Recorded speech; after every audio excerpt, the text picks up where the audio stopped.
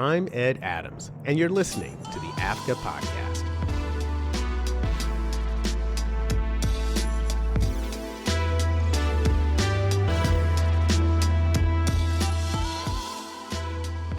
Hey, everybody, and welcome back to Season 5 of the AAFCA Podcast. And we're kicking off this season with a discussion on the Black Beauty effect.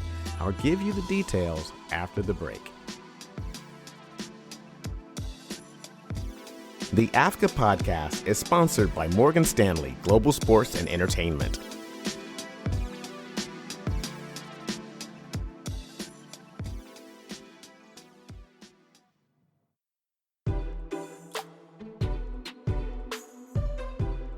We all know that black is beautiful, but when it comes to black beauty, for a long time, the hair, skin care, and cosmetics industry was missing out. Only 4 to 7% of beauty brands in specialty, grocery, and drugstores are black brands. And that's a potential of $2.6 billion opportunity lost, according to beautymatter.com. But that trend is on the upswing, and you probably already know the reason why. You know, as the song goes, sisters are doing it for themselves. Black women are seizing on this opportunity and getting their slice of the pie in this multi-billion-dollar industry. Now, aside from the numbers, our complexion, our looks, and our hair are part of our unique identity. From the quirky to luxury, people of color represent a dominant part of the global culture. And you can learn more about this and more in the docu-series, The Black Beauty Effect. This 3-part series breaks down the history and impact of blacks within the beauty industry and offers a candid look into the hair, skincare, and cosmetic field with interviews from celebrities, fashion editors, and social influencers. Now, each episode is full of information, great insights, and even recommendations to take your self-care game to the next level. Now, The Black Beauty Effect is a passion project of executive producers CJ Faison and Andrea. Lewis has appeared on several television and film projects, including Degrassi: The Next Generation, but she's also an accomplished writer and producer with several projects to her credit. CJ is the founder of Face Forward Productions. He and his studio have several projects, including the award-winning series Giants and several other shorts and series. Now, I had a chance to talk to Andrea and CJ recently about their groundbreaking project and the Black Beauty Effect impact on the community.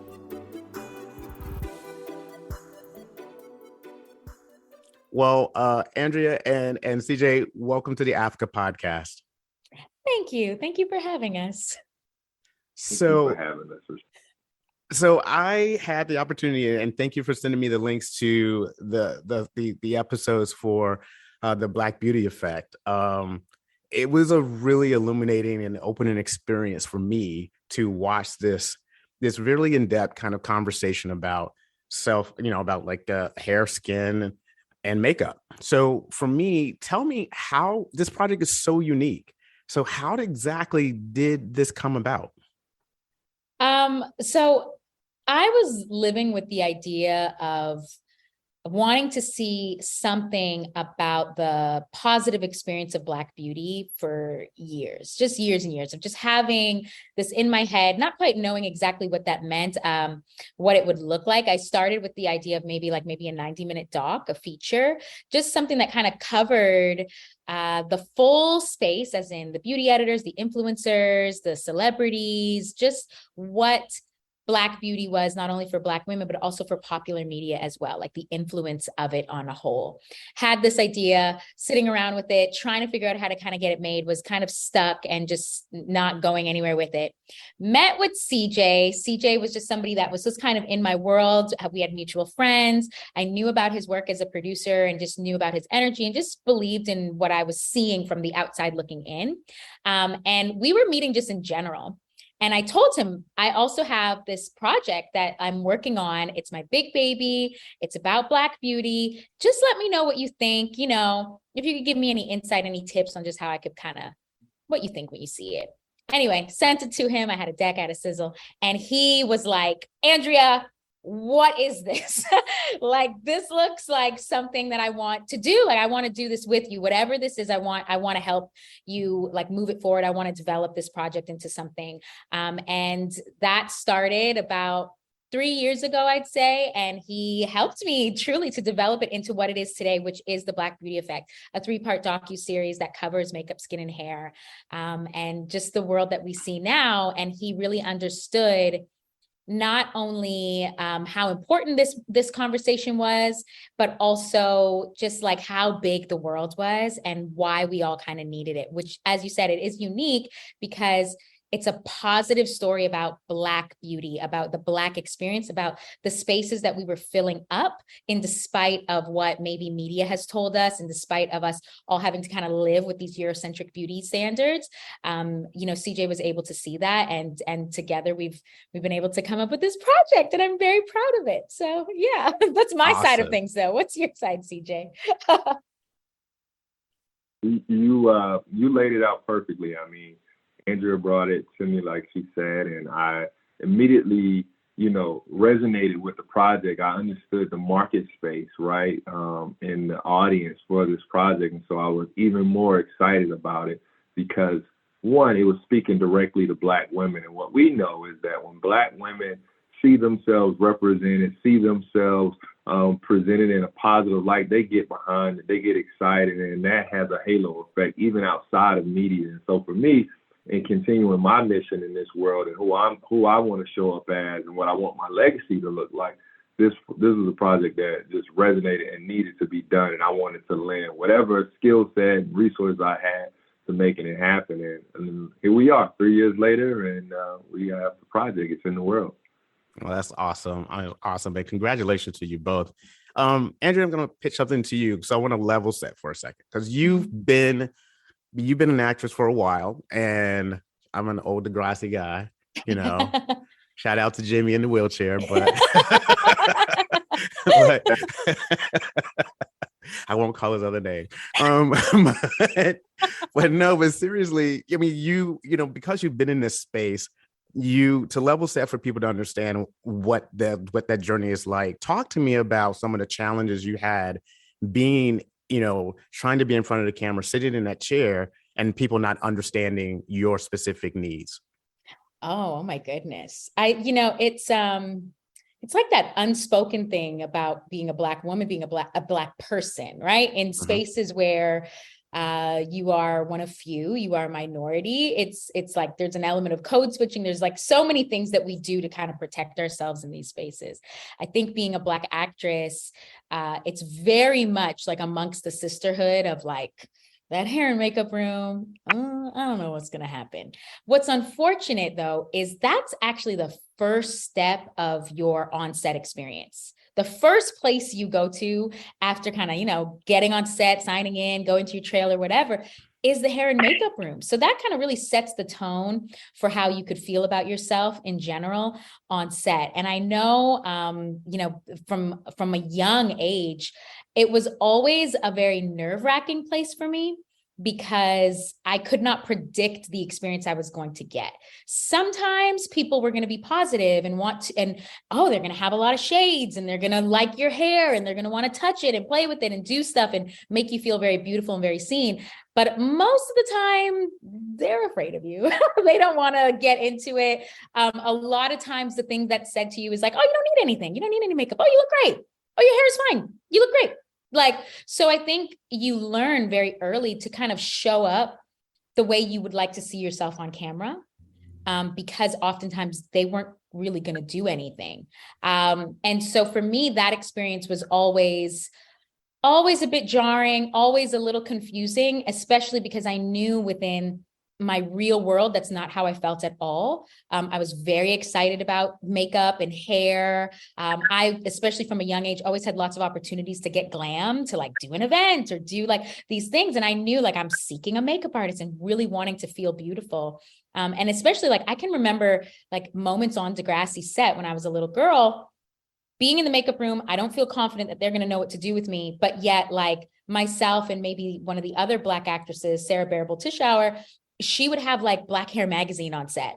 And the two of us would be like looking through it, like, look at this picture of Destiny's Child, or like, look at this picture of like Maya or Ashanti, you know what I mean? And we'd be just the two of us though. Nobody else was having this moment, just the two of us together. And so, yeah, I've had like a very unique experience in terms of the intersection of like being a Black actress, being on television and film, being in makeup rooms where I'm not necessarily celebrated, but also being in the world as a young Black girl and seeing women that I admire, seeing people I want to look like taking in the images as much as I could. And so like, even within this doc, we focus more on the stuff that happened in between. We don't focus on the negative, we focus on the positive, the people that were making a difference. I would say that's how my eye was like all my life. Like even though I'm maybe reading like teen people and I don't see very many people that look like me in these pages, the few that did, Aaliyah or like any person that looked like me, I was like grabbing onto it and holding it for dear life and focusing my energy on being like, how can I look like this? How can I take these things on and feel very beautiful the way these people are making me feel, and they're making me feel seen. So yeah, that's kind of been my experience in general. And now what's been fascinating, like I'm on set currently within this time, is seeing not only more Black hairstylists and makeup artists, seeing them have Black-owned products on set. The amount of people that have individually said to me, I want you to feel comfortable. Do you like your makeup? Do you like your hair? I can't even tell you. That has never been a thing. So to be in a space where like, and this is men, this is women, this is people of color, this is people who are not, really making sure that I feel comfortable within my look means like people are paying attention. They're noticing, they're listening to our conversations, they're listening to our stories, they're seeing things like the Black beauty effect, and they are really paying attention to it. So it's it's been awesome, honestly. Oh, that's an amazing story. I was thinking when you were saying that, I was thinking to pitch something to you, CJ, is that as a producer, actually both of you are producers, but as a producer, part of what your job is to do is to kind of create that environment for your cast. When you talk to your female actresses and making sure they have what they want, how do you approach that as a man, knowing that you have to create a space and making sure you have the right people for the hair, the makeup, the environment, everything? How did this conversation with, about this project or before this project, how did you shape this conversation, just to level set a little bit? Yeah, I think you touched on it, right? You said that we're both producers, so Andrea and I, and as well as the rest of our producing team. It's not all just about me. Filmmaking is such a team sport, and even though I may be positioned as the lead, at the end of the day, it's a collaborative thing, and it's listening to the voices and that have experiences that I don't have. Right? I'm a product of a Black woman, and I have Black sisters, but at the same time, they have experiences that I'll never share. Right? And neither one of them are actors or grew up in film spaces, and so for me, it's just leaning on my producing partners and my team to make sure that we collectively were creating an environment that everyone could show up and feel safe and seen in. And I think we succeeded. Some of the comments that we would get from talent as they showed up was just refreshing. One in particular with Lisa Price showing up and just saying wow, this is just so beautiful to see not only a space that is reflective of her in terms of the crew, because we had a very diverse crew, right? Which you don't often see on Hollywood sets in terms of the amount of people of color that we were able to employ with this production. But also just ensuring that her needs were met, the way she was lit, the way she was, all of that, is a part of creating an environment and where folks can show up and feel safe and able to just do their job and not have to worry about how they're looking on camera, so yeah. Awesome. So one of the things I did love about the series is that it's really informative. It has a lot of information about the history of these things, but yet it has a really good energy about it. It feels positive all the way through. And I wanted you all to talk to me about the construction of the story that you wanted to tell for each of the episodes. Well, yeah, that was a big part of it in general, because like I said, the world is big. Like the beauty space on a whole, like that's why it's like $1 billion industry. Like it is massive. It's so really trying to make sure that we told a story that made Black people on a whole feel very seen, was important for us. And it really, I would say, I'd really give kudos to CJ for this, because like, he's very good at development. Development is really his thing. And he kind of knew the whole time, like, we really needed to bring on people that were going to help us to develop this in the right way and construct our story in the right way. And we really leaned on our showrunner, Andrea Hale, who helped us to really construct the overall outline of our episodes and the points of view that we were like really trying to touch on. And her and I had really just one conversation in terms of how we both grew up with beauty. And the things we looked at, the things that we got to see, the experiences that we had, and we had very similar experiences of like just the positive end of things. And she gave us like truly the language around game changers. Like, we had always said it was a positive story. We always knew like we didn't want this negative thing. We didn't want to focus too much on negative. And she was like, yeah, it's a story about game changers. It's a story about positive influence, the power of that. And like, it was her, it was CJ, it was the rest of our team that helped to make sure that that story never strayed from that. From the history point of view, from the present day to where we are going into the future, that was our like one common theme. So when we were all kind of dissecting and talking and brainstorming and all that stuff, that was our North Star, which really helped to make sure that our story like was in sync and just flowed in a positive way. Yeah. CJ, anything? No, I mean, Andrea nailed it. I mean, big kudos to our showrunner, Andrea Hale. I mean, she, you know, like Andrea said, we always knew we wanted it to be a tone of celebratory. It was a celebration of the impact that Black women have had on the beauty industry, and not a war as me tell. And in that celebratory tone, it has to be upbeat, it has to move, it has to be informative, but also entertaining.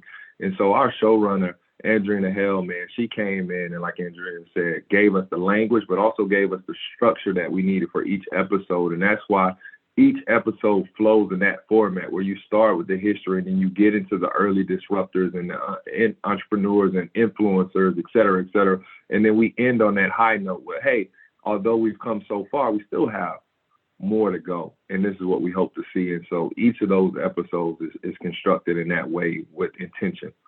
Oh, okay. Well, it's funny you said that, because my next question is one of the themes that you see throughout these episodes is this understanding of self-love and self-care. Mm-hmm. And I wanted you to talk to me about those conversations, about constructing the episodes. And then, if you don't mind sharing, like, you know, what does that look like for you?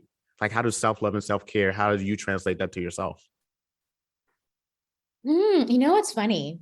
We actually got a similar question to this recently when CJ and Takara Joseph, our production manager, they were at FAMU. And one of the students kind of asked like about self, you know, the inside versus the outside in terms of what you're seeing. And I think oftentimes when people think about beauty, they think only about the outside. But for Black people, it's not really that simple. It's actually more complicated than that. In order for us to take pride in our outside, we are taking pride in our inside too, and vice versa. Both things go hand in hand. Like, to have love for Blackness is self-love overall, to be very proud in your hair and your skin, to know to take care of these things, to know to find the right products for these things, to know to search, to know that like the salon culture, barbershop culture, these things are self-care for Black people. These are the spaces that we have carved out for ourselves to care for who we are, really. And so for me, beauty has always been in my life. So self-care has always been in my life because my hair takes time. It needs treatments, it needs trims, it needs love, it needs braiding, it needs things to make sure that it looks the way I want it to look. That requires me to have self-care, that requires me to have patience, that requires me to literally love myself in order to want to see it in the front. And so this documentary, really the process of making it constantly reminded me of self-love, because like from like our beauty founders, for instance, like these are women who were creating products for Black people. These were women who are funding, going out and getting funds, like really getting a lot of money to fund a company that they believe people of color really need in itself, that is self-love. I always think of like Giada Njai of Ami Collet, founder. She just talked about creating Ami Collet because she wanted to see a Black woman be loved on. She wanted to see somebody actually with her skin get the shine that it needed, get a top shelf experience is specifically what she said. And she was like, I've been asking the beauty industry to love me and it doesn't love me back the way I love myself. And that's why she created this product. And I think that a lot of Black women experience that a lot, but the things that we have been doing to feel beautiful is our versions of self-love. That's my experience with that. CJ? No, that's man, you lay it out so wonderfully. Me, I grew up playing sports, and I had a coach that I really looked up to. And one thing he would always tell me, man, if you look good, you do good, and you play good. And Dion said that as well, prime time, when they asked him, man, why are you so flat? I look good, I play good. And so for me, it's a different form of beauty, if you will, but I've always grown up wanting to go to the barbershop and get my hair cut before games. I've always wanted to make sure I maintain, my physical well-being, because that translated to how I felt internally, because I felt good about myself, and that informs your confidence. And you show up in a room confident of who you are, even if you're a one of one. I grew up in spaces where oftentimes I was one of the only Black people, even outside of the beauty industry, even in my academia. And so always growing up, showing up, feeling good about how I look, having that level of confidence because I took care of myself and there was that intention there. Man, you couldn't shake me. You couldn't shake me. And I think that the beauty industry is the same, what we talk about in terms of self-care and self-love, man. When you put that extra time and attention to yourself and you feel good about yourself, man, you can really tackle the world, because let's be honest, man, more often than not, we're showing up in spaces outside of it. You're lucky enough to attend an HBCU. You're showing up in spaces where you're the minority, overwhelmingly. And so you have to feel good in order to have that confidence, because not a lot of people that understand you and can relate to you oftentimes. And so for me, the self-care, the self-love has been a theme throughout my entire life. I'm 35 years old now, and I can say that I have always loved myself, always taking time in myself. And I get that from my mom. My mom was like, you don't walk out of this house looking any kind of way. And it's been a theme for me. And so, I think I answered your question, but that's how it showed up for me in my life. I love it. I'm gonna write that down. Be the prettiest chip in the cookie. Right. I love it, man. Because you're right. It's really important. One of the things in the show that made me laugh was, growing up with Vaseline on your face. Like that is like, to try to explain that to people who are not of color is a strange conversation. It's like, it's like, why you have Vaseline in your car? Because I get ashy. They're like, what? I'm like, you need it. You don't understand. Because you need it. That's why they make so much of it, because we need it. Yes. All right. But seriously, thank you for sharing that. But one of the things I thought was also interesting about the show is that you don't see a lot of documentaries that utilized the resources that you had. I mean, this is the first time I've ever seen a docu-series that actually had influencers as subject matter experts in this conversation. And I wanted you to talk to me about, you kind of mentioned a little bit about how you had to put the show together, but I wanted to try to understand or explain to people why the influence was so important in helping to tell the story. Yeah, you know what? It's really, the Black beauty space has been so highlighted because of influencers. Like we've had, all these people the whole time doing the work that we've done, doing the work that they've done. But I think in the last little while, we've seen social media really like explode and really highlight these spaces that maybe we're not getting the love that you would think that they deserve. I always point back to like television and film and the influence of social media on it. I can remember seeing an episode of Scandal where like one of the lawyers had like curly natural hair. I don't think I'd ever seen that before. You are not going to see a professional Black woman and her hair is not straight on TV. Okay. So to see that, it was a direct reflection of the natural hair movement online.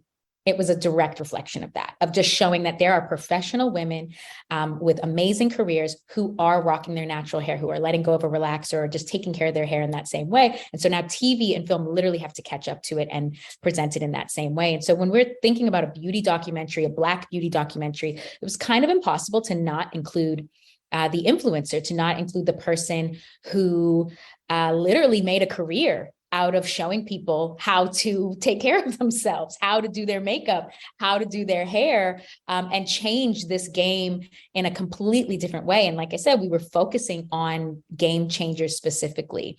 And so, so many women I know, like Natural 85, Whitney White, like that was one of the first people they'd ever seen really show them how to do their hair and show them products to use. Many Black girls learned to do their makeup because of Jackie Aina. There's endless people who like really to this day talk to me all the time about just feeling proud as a Black girl because of Kalana Barfield Brown. And not only is she an influencer, but she's also a fashion editor. She's a beauty editor. She kind of is the cross path of both of these spaces. And so I think when we were thinking about this story on a whole, we naturally knew that we would have to have the influencer voice, that you couldn't really skip it. And even our story kind of started with that in mind right away. Jackie was one of the first people that came on board and really like kind of gave us that thumbs up, gave us that confidence to say like, yeah, this is a story I understand and that is necessary. And I want to be a part of it. Yeah. It's kind of, I mean, I guess to your point, you've seen the docs happen that don't include the influencers, but for me, you're missing out and you're not really showing the most up-to-date view of this particular space in the industry because they are huge impact players in the space. You talk about women who have upwards of 1 million, 2, 3, 4, 5 million followers. And there's no way you have that type of following without having some type of impact and influence. And they've reshaped these companies. They've helped reshape the industry, right? They are quick to call out companies and brands that misstep and don't have proper representation. If you think back to the George Floyd time where we were going through the Black Lives Matter elevated movement, let me call that, because this has been a movement that has been going long before George Floyd, ever that unfortunate incident occurred. But during that time, you had companies' attention because the world was at home and paying attention. You think about Jackie Aina and other influencers who called out brands and said, hey, man, where's the representation inside? Inside your companies, inside your boardrooms, inside your, so to tell a story about the beauty industry and its evolution and the disruption that has taken place and not include them, to me, would be a huge missed opportunity. And at the end of the day, like Andrea said, a lot of women can say that these women were the first ones to show them how to do, their hair, their makeup, or what brands, were good fits for them. And so it was only right that we included them in a major way, in which we did. And like you said, in each episode, you're able to see some of our influencers that have helped reshape this industry. So it's important for us. That's amazing. I learned a lot. I started like going through everybody's Instagrams, trying to find everyone. Not a lot of stuff applied to me, but I did learn a lot of stuff. But speaking of that, I was looking at your Instagram feed and thinking about a lot of this stuff, and looking at some of the events that you had. It feels like to me that this is not just a documentary series. I feel like this is a community. So can you talk to me about the expectations now that this is out? Where does it go? What is the expectation now? CJ, you start. I'll start. Okay. Yeah, you nailed it. It's not just a doc. It's not just a series, excuse me. This is a mission. This is mission work for us. This is a movement, and that we hope to continue and hope to keep the conversation going. We want people to walk away from seeing this and see themselves, for one, and also feel educated about things they may not have known. Both people that look like us and people that don't look like us, right? Because in order to have any powerful movement, it has to have allyship, right? And so we want that. We want the conversation to be ongoing. We're continuing to promote this project throughout its release you'll see numerous activations take place over the next couple of years as we continue to push this mission. And just know that this is our first iteration of this, because at the end of the day, when you talk about Black and beauty, it's an ever ongoing conversation. And like Mickey Taylor said, you love to say the rest was history, but the truth is we're going to keep creating it. Mm-hmm. Yeah, I think it's definitely, the community is the right word, right? Like it is completely a community. And it felt like a community even when we were making it. Like we had a community of the Black beauty experts, like these women, these men, these people that are within this project. Like every time we interviewed somebody, they asked us if we had somebody else. That they were like, oh, do you also have this person? And most of the time we did. Like we really made sure to get as many of the experts, of the real people within this space as possible. And the reason why they were saying that to us is because they already felt like they were a part of the community. Like they knew that this is a conversation that needs to keep going. And I think that naturally, when you are making a project that is focused on a positive message, is focused on making people feel good, community just is built. It just starts to form.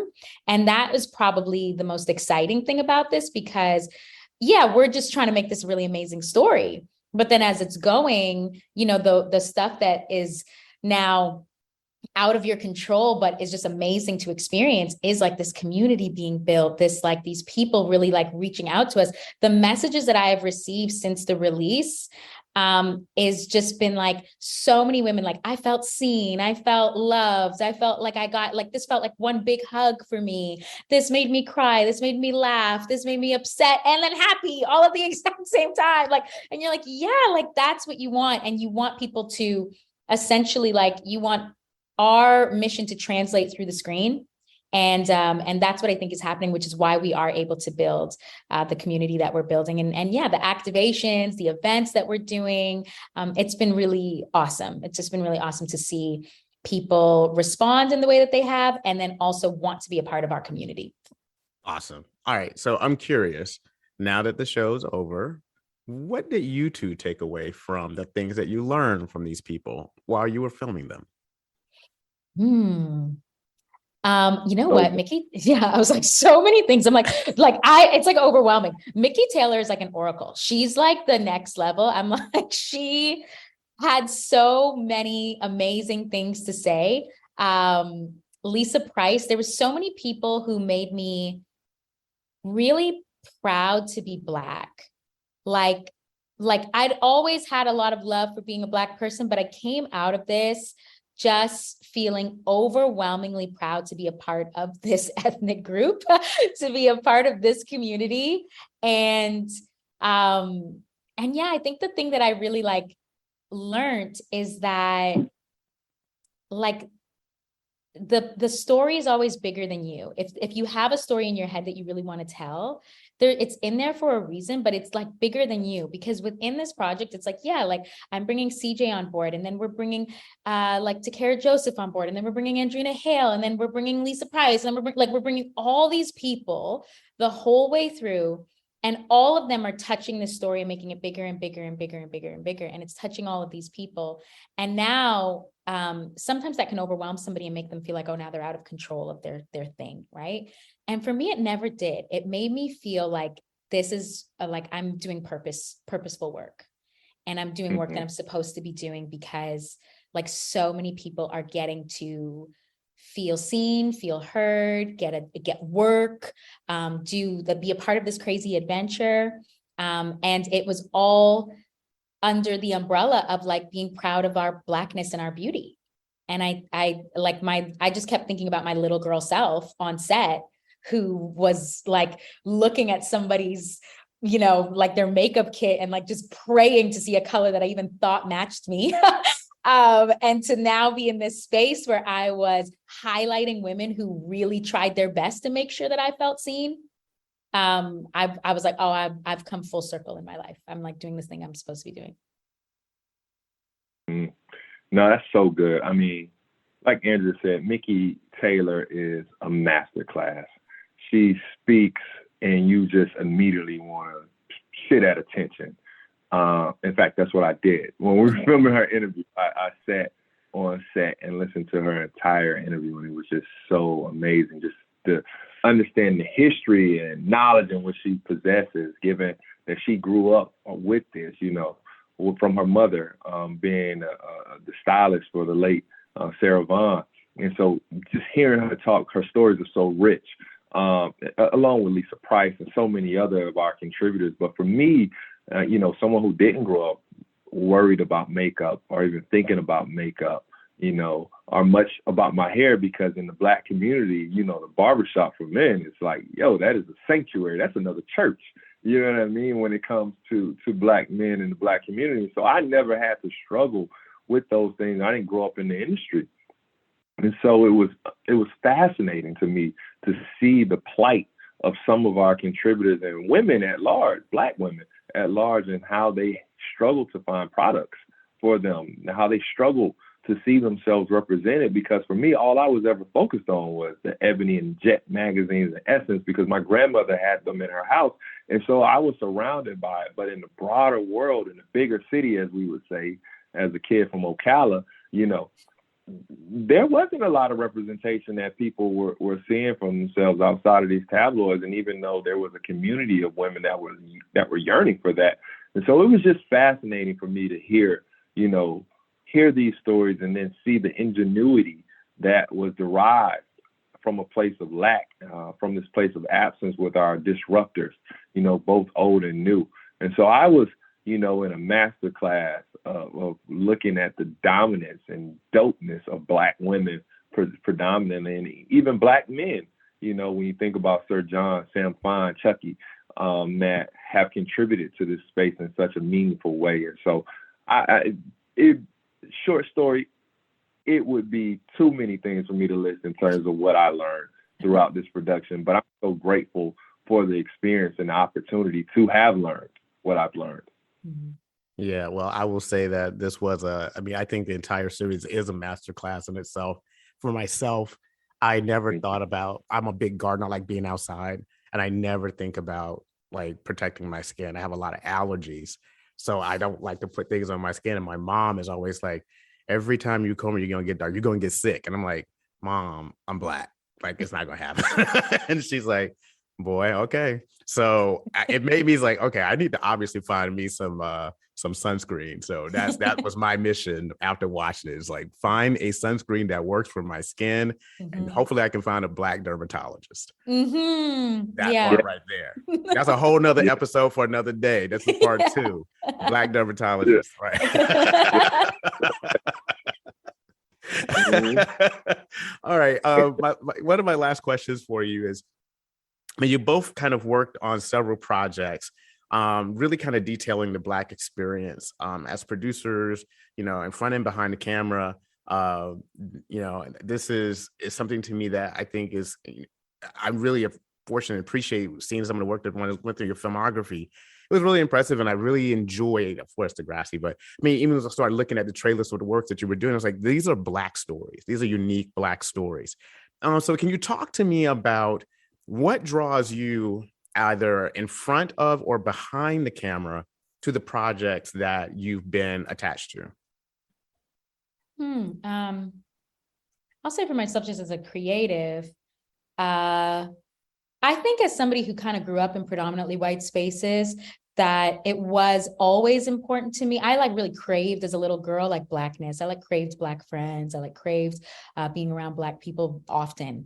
And so I found that as I got to my adulthood, I've actually curated my life to be extremely Black, and in the way that I really needed it as a little girl. And so I find that as a creative, that's just my natural inspiration is our stories, is is especially changing the media around taking away this thing of not knowing about us, and how much nuance we have within our cultures, especially from a diaspora point of view. It's there's Caribbean, there's Latin, there's African American, there's so many cultures within Blackness. And so many things that we all do very similarly, so many parts of our stories that we all have, that we all connect to. And so I'm always just trying to find ways to highlight this group of people that I truly find inspiring, that I've always found to be just fascinating and to feel so vibrant and so full. And so even when I look at the documentary, I'm like, oh, I really think we did such a great job of like color and fullness. And that to me, like, represents Black people. Is like, when I think of Blackness, I just think of full things. I think of like very bright. And so, yeah, I can't even help myself. No matter what I do, I'm like inspired by Black people. And I just think that that's, not that that's the mission of every Black creative, but I think, you know, when you feel good about yourself, or when you really like where you come from, you naturally want to tell the stories that are within your community. And so whether it be Black beauty or about actresses or just about like a neighbor, like I find myself just attracted to these people that look like me. And so that's just how my work has kind of come about without even thinking about it. And I had this realization recently with like one of my friends that I was like, I really stick to Black, and I probably won't go any other direction, just because I like it. I like our stories, and I think that they need to be told. And if we're not telling them, then who will? That's right. Yeah. That's right. You know, for me, man, I'm drawn to our stories, like Andrea said, but more importantly, I'm drawn to providing diversity to our experiences that the mainstream audience are able to consume, as well as the target audience in terms of Black people, right? And able to see themselves and able to see that there are people that look like them that have very different experiences, you know, from them, very different backgrounds. I went to FAMU, and I'll be brief. But one of the things that stood out to me was when I got to FAMU, I was able to see how many Black people came from so many different backgrounds, and some folks that came in and they were dripped out in designers that I had never heard, but they came from very affluent communities and families. And for me, it was like, wow, I hadn't saw much of that growing up. You know, coming from the inner city, it was always usually someone of a lighter hue that came from wealth. And I was able to see folks that came from wealth that were choosing this HBCU to attend. And so when I approach filmmaking and storytelling, it's the same thing for me. It's telling stories that folks that look like you and I can experience people that look like them in different ways and know the possibilities that exist. And I aim to continue to do that from behind the camera. But I'm intentional in showing up in every opportunity I get so people can touch me, if you will, and see what's possible because of someone that looks like them that came from a small city and is telling these stories on the biggest screen, on the biggest stage that there is. And so that's what I look for when I'm talking about our stories and telling and making content. That's church right there. You hear me, right? That was church. One last question. I saw from IMDb that there's another collaborative project you guys are working on. Is this something that you can share? CJ. He's making the face. He's making the face. He's making the face. Yo, to be determined. You know, it's bad. You know, Black folks say it's bad luck to talk about things prematurely, and so for us,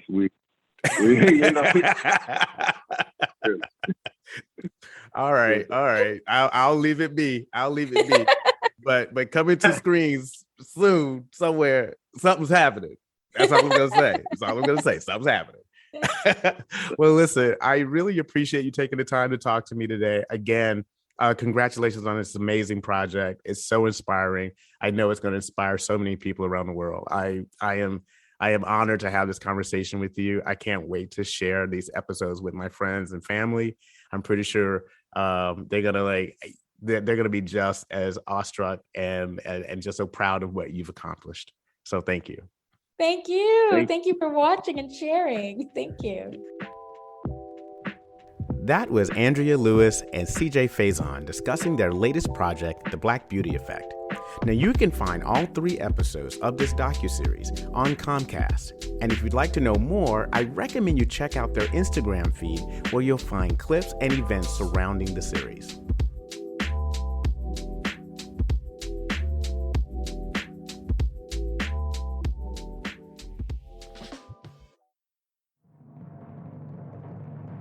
And that's our show. Thanks to CJ, Andrea, and the Comcast team for making this first interview of the season happen. And did you know we just had our annual AAFCA Award show? Well, we did. And you can find out the list of all our winners and honorees on the AAFCA website. So until next time, keep your head up.